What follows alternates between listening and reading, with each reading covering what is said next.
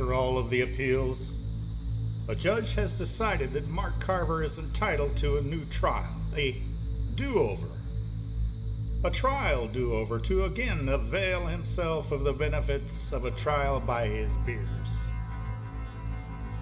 Logically, then, he now reverts back to his original position, having been arrested, charged, and now held free only after posting bond, because the state, it has now been judicially determined, has probable cause to suspect Mark Carver of first-degree murder. Conversely, the state, county prosecutors, officials, investigators, both local and statewide, have also won a do-over. For investigators, they are not now bound only to the facts that were available to them in 2008. In other words, they are now free to conduct a re-investigation all over again. And likely in some respects are doing that as we speak. They could discover new facts and still arrive at the same conclusion in an even stronger position than they were before, based on the same theories or completely different theories.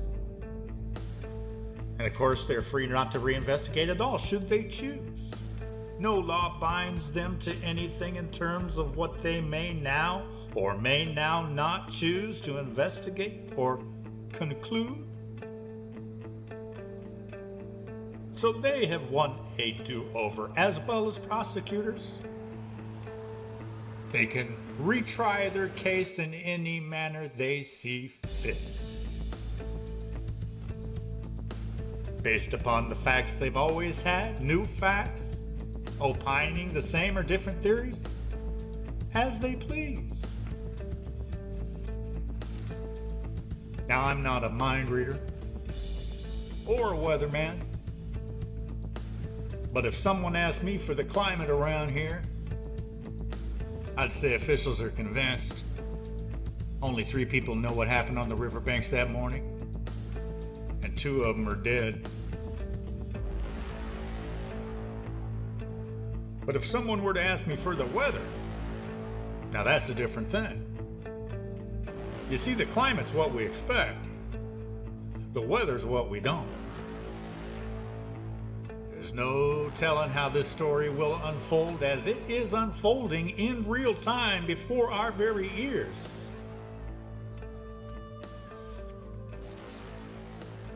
On another note, I hope we can all agree the guests on this podcast are, at the very least, very cool. And I think you'll find in most cases are experts in their respective field. We enjoy their colorful commentary and invite fresh perspective, as it makes great conversation, doesn't it? And in that vein, and with all due respect, the ideas and views shared by our guests are not necessarily the ideas and views of myself, Ben Cazzo, or Fedora Media, the executive producers of this podcast.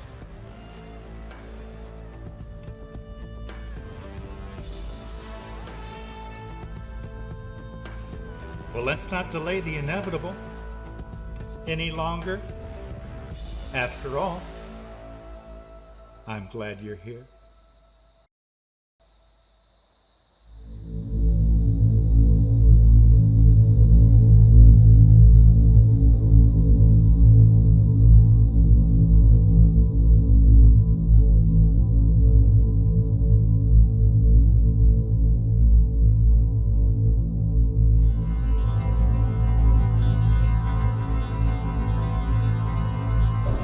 It's really only the first night, isn't it? It's been spread out there on the dining room table, that puzzle, as we've been distracted with a number of things in our humble abode. We've walked by the dining room a number of times, and each time have glanced in passing at those pieces, lying there in the dim light. Why, the fragments themselves have formed shadows by now. They've taken on a sort of ominous glow, lying there silently. Are they mocking us? Why? Of course not. Come now.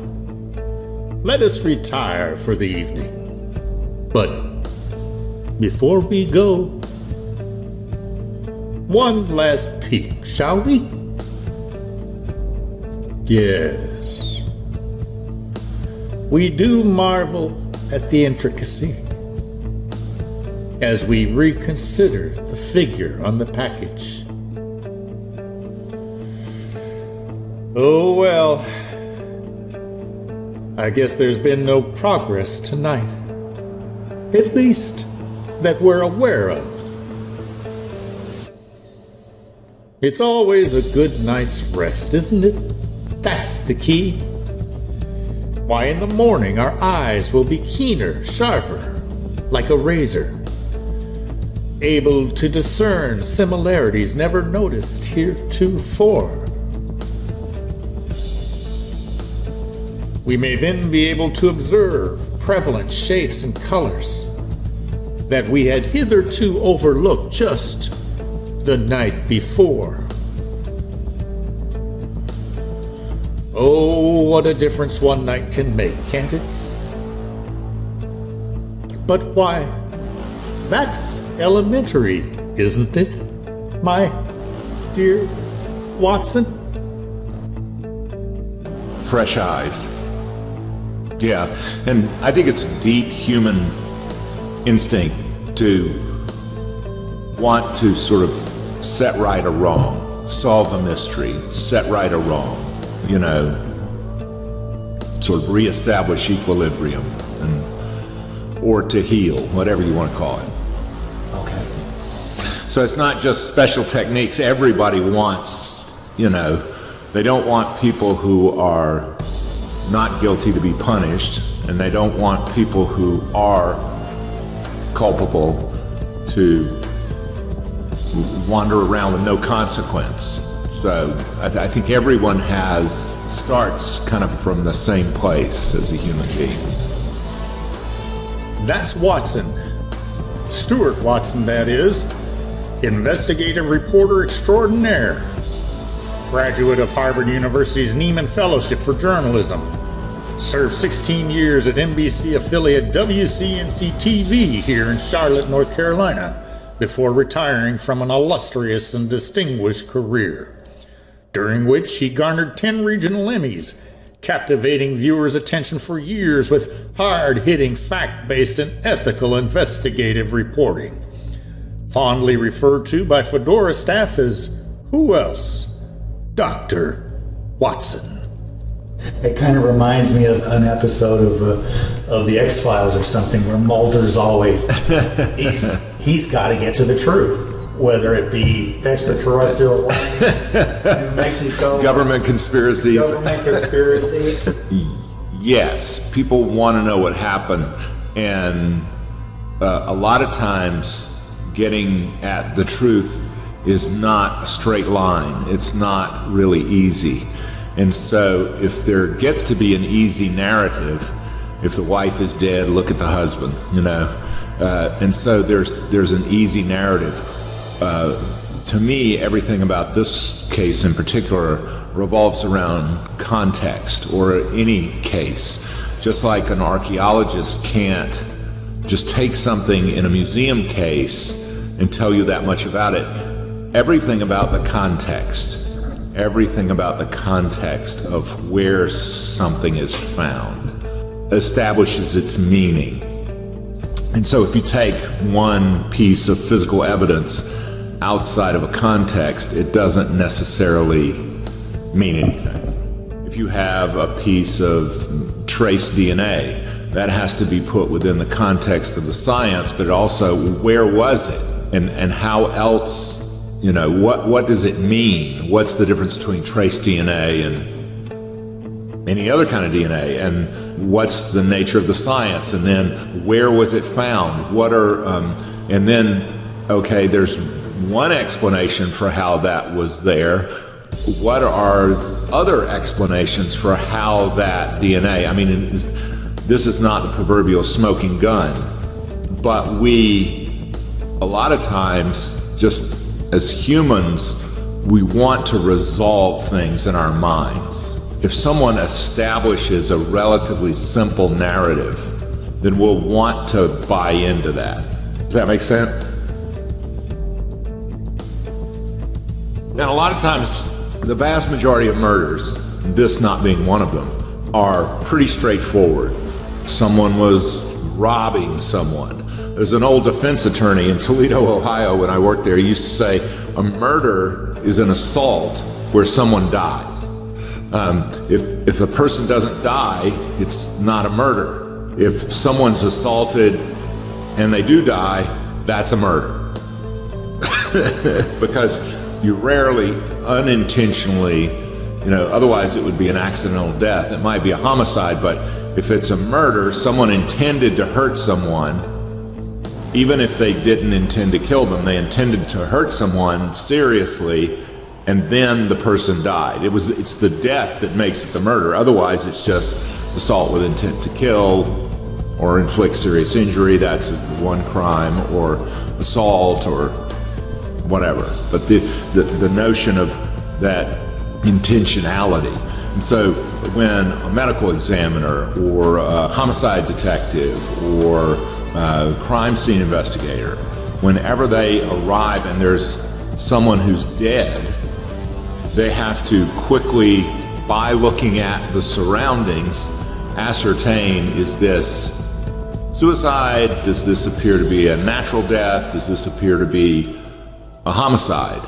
There's only so many roads you can go, but when you first, I have a dear friend who took his own life.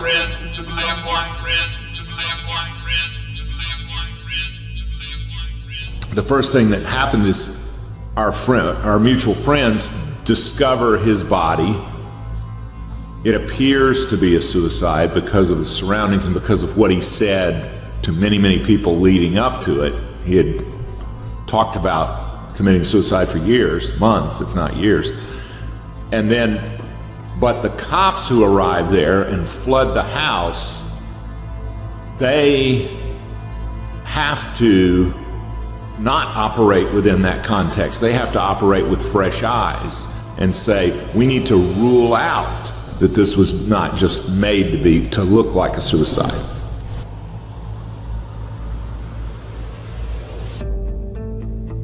Well, it needs to start with nobody having a theory at all. You don't have a theory, you have a body. And so you need to start without a theory. It's the same as an investigative reporter starting on a story. If I have a theory or a narrative, that's going to skew. If I'm looking for, in medicine they say, if you hear hoofbeats, think horses, not zebras, because there are a lot more horses around, And so that's the first thing you're thinking. But really, it's probably horses, but we have to at least consider, it might be a unicorn. You have to be like, am I open to it being a unicorn? Yeah, it could be. I've never seen it before, but I'm open to it. So let's just see if first of all, let's eliminate through some pretty quick work. They're on the scene. You can kind of resolve these things pretty quickly, and especially with the autopsy and the tox screen. So they take all the photos they need to take and collect all the little vials of, fibers or hair or semen or blood or whatever on the scene. And then they take all the photographs they need to take and, do all the measurements they need to do. And then they move the body, and that takes hours. So my friends, in the case of my buddy's suicide, they had to sit there in the other room and wait while these cops and then family members are arriving, and it's just really a terrible kind of a thing. It's terrible for those of us who are still here on this plane, especially if we cared about that individual. But the cops are doing their job. They're being methodical. The flip side of that would be my sister died this year, and the cops, she's out in the country, and she had been terribly ill, and the person who decides the cause of death was an EMT. The EMT is the elected coroner.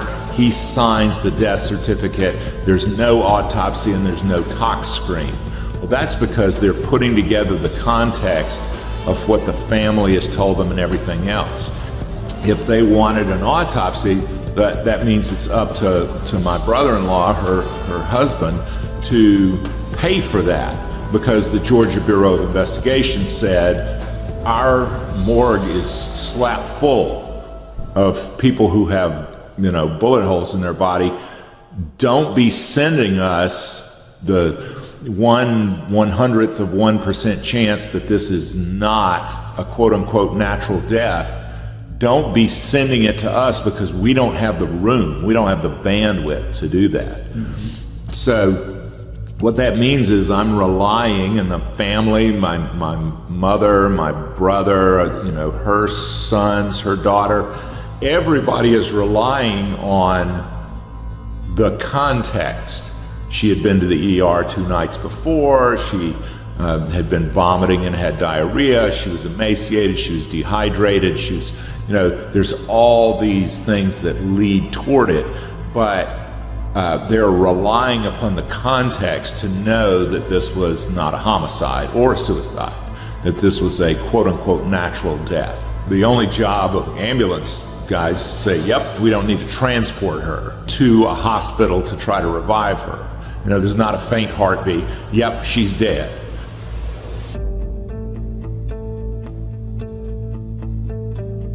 Right after that, it becomes the job of law enforcement to consider all the circumstances and decide whether this merits any more investigation. So any kind of investigating officer, detective or homicide investigator, a crime scene investigator, begins by trying to have eyes wide open, 360, to try to have a clear mind and to be present in the moment, to see everything they need to see, to determine whether there are alternative explanations, something that doesn't fit within the scene. A woman that we spent a lot of time investigating when I was doing this work in television, who her death was quickly ruled a homicide, but there were all kinds of things about the situation that did not make sense, right down to where the gun was jammed, the trajectory of the bullet, where if she was right-handed or left-handed, and there are powder burns on the other hand. There are all kinds of things that you would have to resolve in your own mind to say this is a homicide. So her husband standing there and screaming about this is terrible, she killed herself. Okay, duly noted, you say she killed herself. Now let's look at all the rest of the physical evidence to see if it substantiates what you're saying or if it contradicts what you're saying. Like, well, help me understand how this happened. If she killed herself, like, where did she get the gun? How was she holding the gun? Et cetera, et cetera, et cetera. How did this happen? And then to look at that narrative and compare it against what the physical evidence does. And that ultimately becomes the job of the jury too, to say, given the totality of what we know about the defendant and the totality of what we know about the circumstances, does this fit? Does this make sense? Is this way beyond any kind of nagging question or doubt?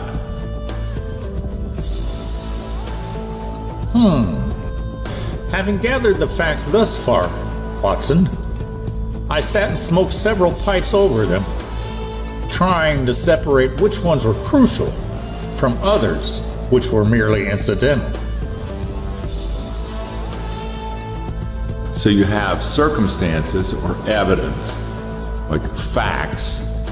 There is such a thing as facts that we can all, sign off on. We can all say, yeah, okay, we see the same thing. Okay, you say that this man killed this woman.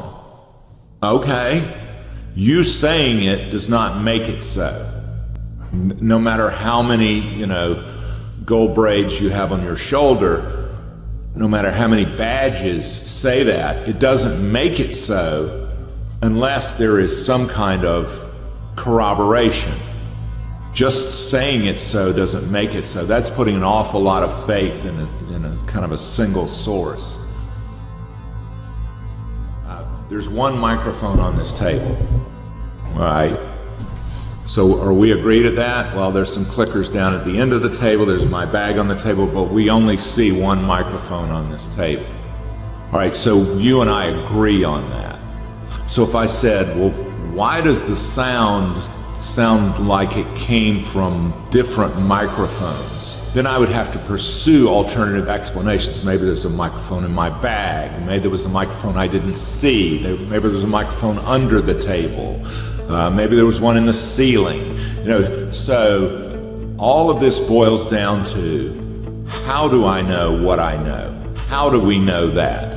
And then to accumulate as many differing corroborating points as we can.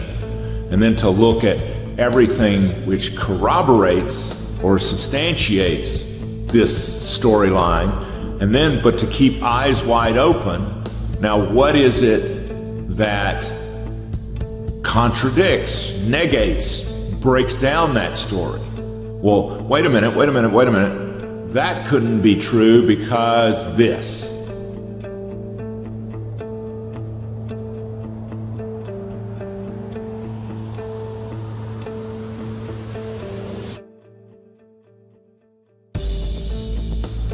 We can always ask more questions than there will ever be evidence, but we have to substantiate way beyond a reasonable doubt. We really need to know, A, that it was a murder, B, that this was the guy. I don't care how many degrees they have, how much of an expert in forensic science they are. They just explain in layman's terms what the DNA means, or what the blood spatter means, or whatever. And then you have to come behind that and say, well, wait a minute, is this settled time? How do we know? Like, what was the blood spattered that way, and how does this guy know? And is that, our entire justice system depends upon us not just taking one version, one story.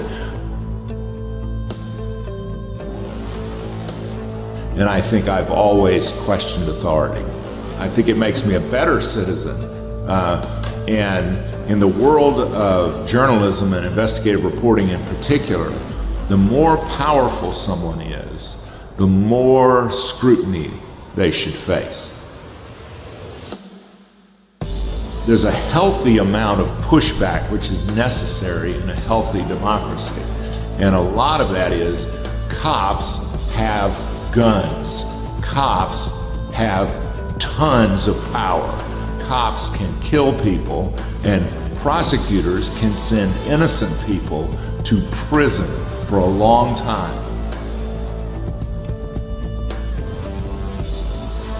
There needs to be a civilian in the box who's like, wait a minute, we'll all go home to bed. But before we go home to our families to dinner with the kids,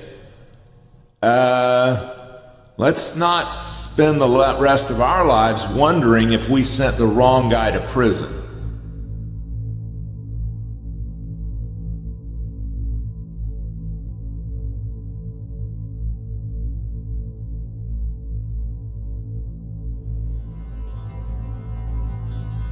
Fedora is a true crime media podcasting company, and to that end, we must be particularly concerned with what we in the business call entertainment. Rain or shine, yes, you've heard it before, the show must go on. We lay no claim to be experts in the field of criminal investigations per se. Fedora, at the end of the day, is producing entertainment. Upon Fedora's arrival here in Charlotte, an acquaintance was kind enough to introduce the Fedora staff to the venerable Mr. Watson. Think about, just for a minute, the complexity of this case. A young college student last seen up around campus running errands, not a care in the world. 2 hours later discovered strangled, lying beside her car on the banks of the Catawba River, all the way on the other side of town, in an area that most agreed would have been wholly strange to her. Some, even to this day, have claimed she committed suicide, while others, close to the scene that day, contend there's no way that she could have done that to herself. Then we have 2 fishermen just downriver from where she was found, are eventually arrested and charged with her murder. They're cousins, scheduled to be tried separately. One cousin dies the day before his trial is supposed to start, while the remaining cousin is eventually found guilty of first-degree murder. To this very day, he maintains his innocence, and the North Carolina Center for Actual Innocence has stepped in to fight for what they believe is a man who's been wrongfully convicted for something he didn't do, and has in fact won him the right to have a new trial. This decision is currently being appealed by the district attorney.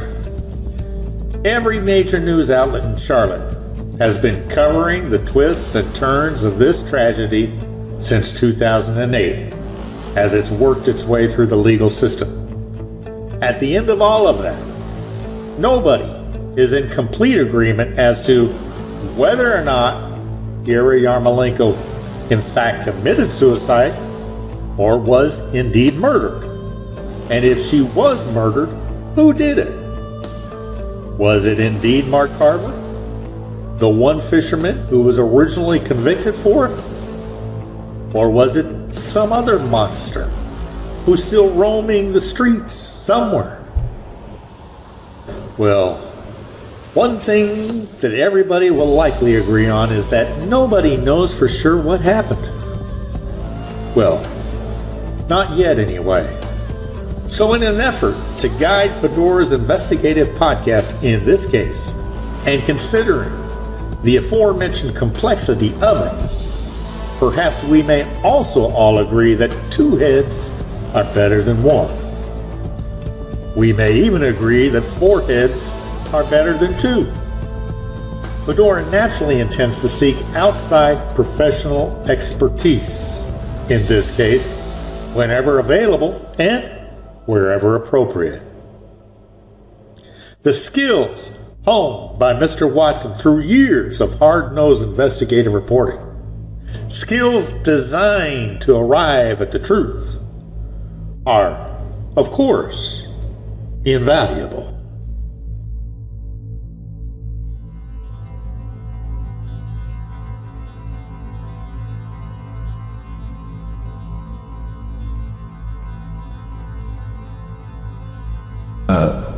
Like a great many investigative reporters at a professional organization called Investigative Reporters and Editors, through a book called The Reporter's Handbook, there's a great deal of faith in documents.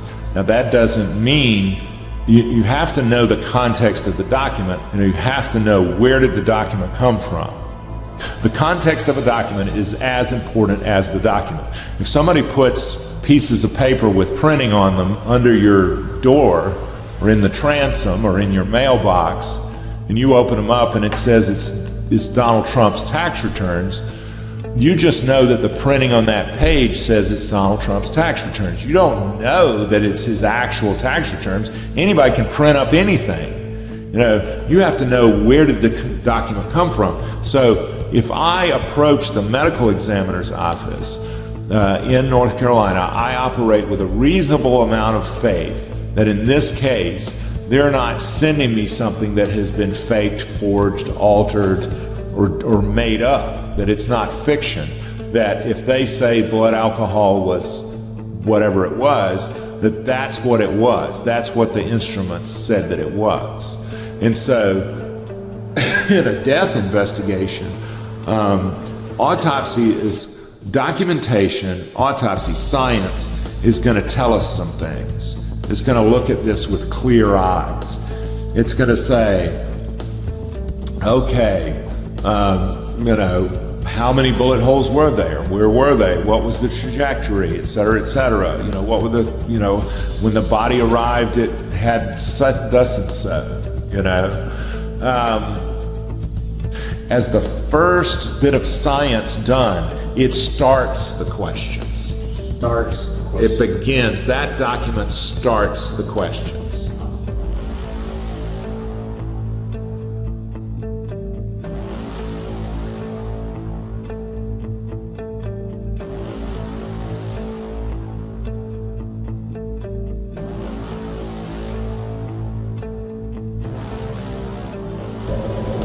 So we agree that there are professionals in the field of criminal investigations, and that's what they do, whether they be investigative journalists like Dr. Watson or law enforcement detectives. And as with any class of professionals, within that group there are varying degrees of competency. Just like doctors, there may be doctors who are good or average or exceptional, and some even on a class all by themselves. They have some sort of natural gift that sets them above the rest of their peers. Mr. Watson would be in the category of the latter, of course. It is interesting to note, however, that police across the country will readily admit to the fact that they rely on the general community participation to be their eyes and ears during many criminal investigations. After all, when the tips stop coming in, cases can grow cold. So there is an interesting sort of dynamic involved. On the one hand, we have skilled professionals in the art of criminal investigation. Yet on the other hand, we have the community. Their involvement is important because we know, and it's a fact, when the tips stop coming in, cases grow cold. Even within the community itself, there are individuals possessing various skills to varying degrees, which may be able to assist law enforcement. Some people are especially gifted in the area of observation, knowing if something looks out of place at a given time, and then being able to recollect that at the appropriate time to communicate that to law enforcement to be of assistance in any particular incident. There may be others in the community who are especially intuitive. Maybe they just have a sixth sense about who they feel might have done something. Believe, then, in your power. The power of humble observation, the efficacy of extraordinary intuition, the potential leverage of logical deduction, for these are powers possessed by each one of us in varying degrees. Remember that, at least metaphorically speaking, the community is the eyes and ears of law enforcement.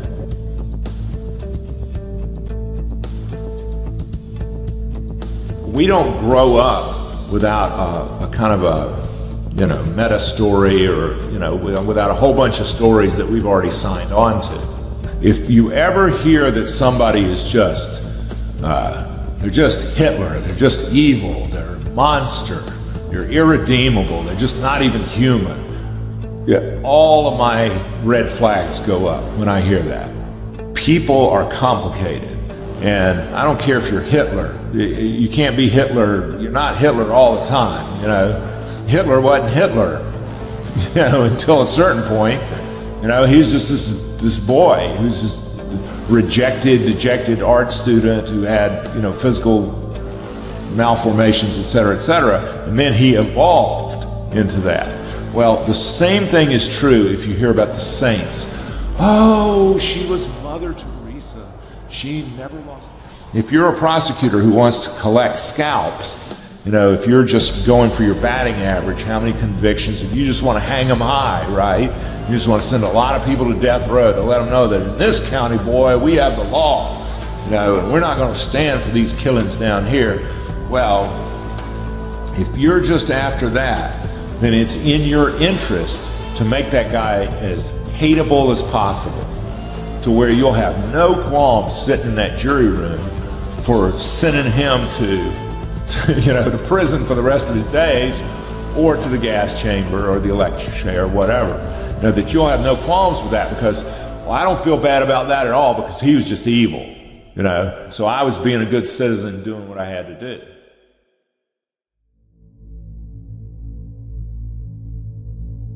And there were some on the Fedora staff who questioned whether tracing Ira's footsteps that day, trying to pinpoint her final movements, as well as previewing the layout of the crime scene and where everybody was at, whether or not these were appropriate starting points for this investigative podcast. After listening to Mr. Watson, these questions need to be answered, as well as many others.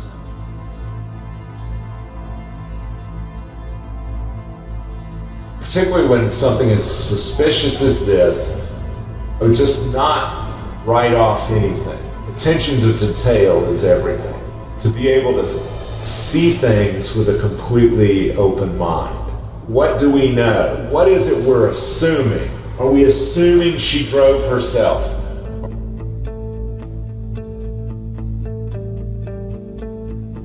We have reached the conclusion of episode 7. A Body Lying There, a Fedora production. Fedora would like to give special thanks to Stuart Watson for his contribution to this episode. We'll hear more from him in the future. In the meantime, listeners may want to check out his latest project, a podcast he hosts entitled simply Man Listening, all one word. Join Stuart each week as he interviews incredible women who have overcome impossible odds. Fedora would also like to invite the listener to check out a YouTube channel entitled True Crime Carolinas, The Mark Carver Story, where Ken Lemon presents a special emphasizing Mark Carver's side of this case.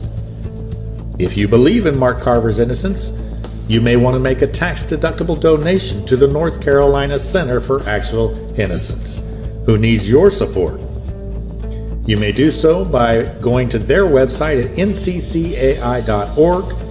Going to the homepage, in the upper right-hand corner, there is a Contribute Now button. If, on the other hand, you believe that the jury of 12 got it right the first time when they convicted Mark Carver, you may want to support local law enforcement efforts with your tax-deductible donations. That would be the City of Mount Holly, North Carolina.